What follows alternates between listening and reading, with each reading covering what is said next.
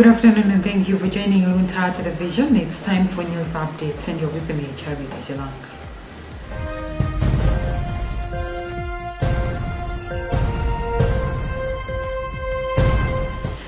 Pope Leo XIV has strongly condemned war, echoing the words of his predecessor Pope Francis, war is always a defeat. Speaking at the weekly general news, the Pope lamented the ongoing conflicts in Ukraine, Iran, Israel and Gaza, saying the heart of the Church is lent asunder by the cries of those affected by war.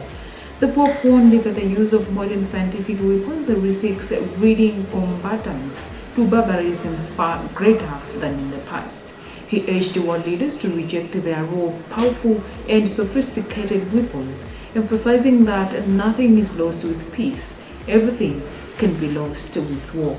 The Pope's remarks come amid escalating violence in several regions.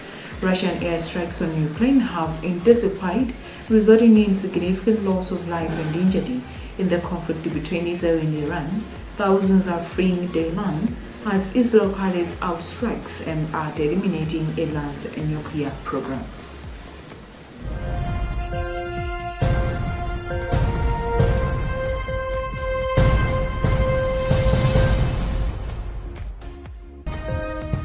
The Minister of Higher Education, Dr. Jessica Bila, is in Zimbabwe to participate in the Southern African Development Community SADC meetings.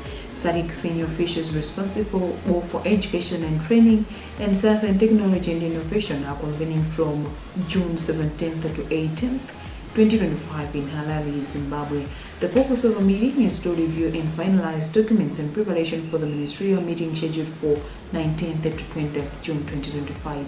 The outcome of this meeting will create a platform for policy discussions and strategic decisions aimed at strengthening regional cooperation and development in the education and training and science, technology and innovation sectors across SADC member states.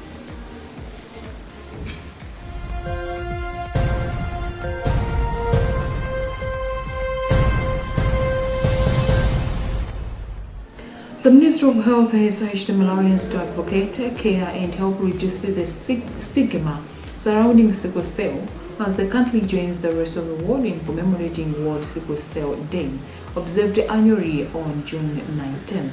In a statement released today, the ministry said this year's commemoration is being observed under the theme Tell It Loud, which encourages open conversations about the condition. Sickle cell disorder is a hereditary condition where red blood cells become rigid and shaped like a sickle, blocking blood flow and leading to severe pain, anemia, and organ damage.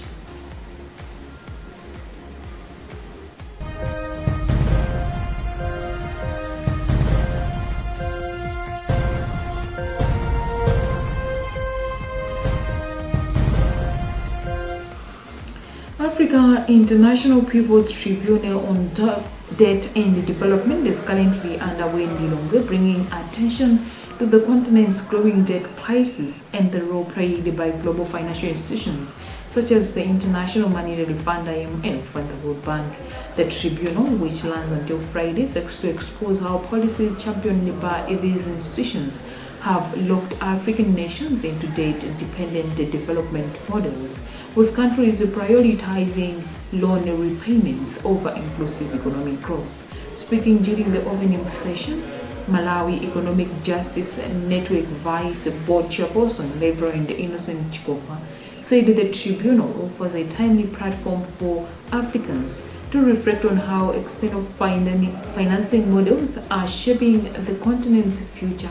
Statistics presented at the tribunal shows that Africa's total government debt has skyrocketed from 375 billion United States dollars in 2014 to over 1.8 trillion US dollars by 2014. Alarmingly, the region remains the only one globally where debt is rising faster than gross domestic product (GDP). Nearly half, or 46% of African countries, now have debt to GDP ratios exceeding 60%, a sharp increase from just 25% in 2013.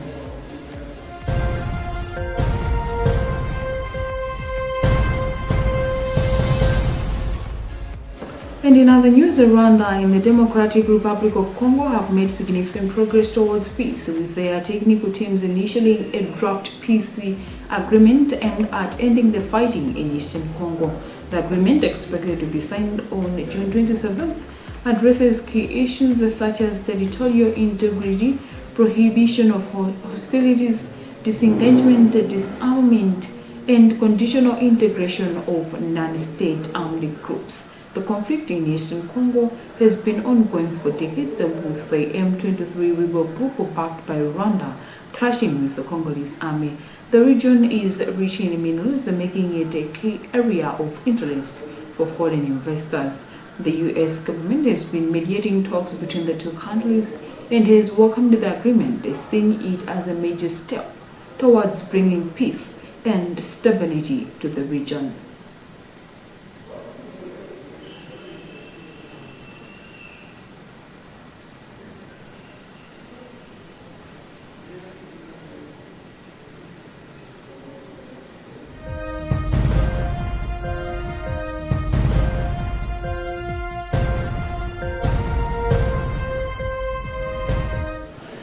And that's all we had for now. You've been with me, Charity Shilanga. Good afternoon.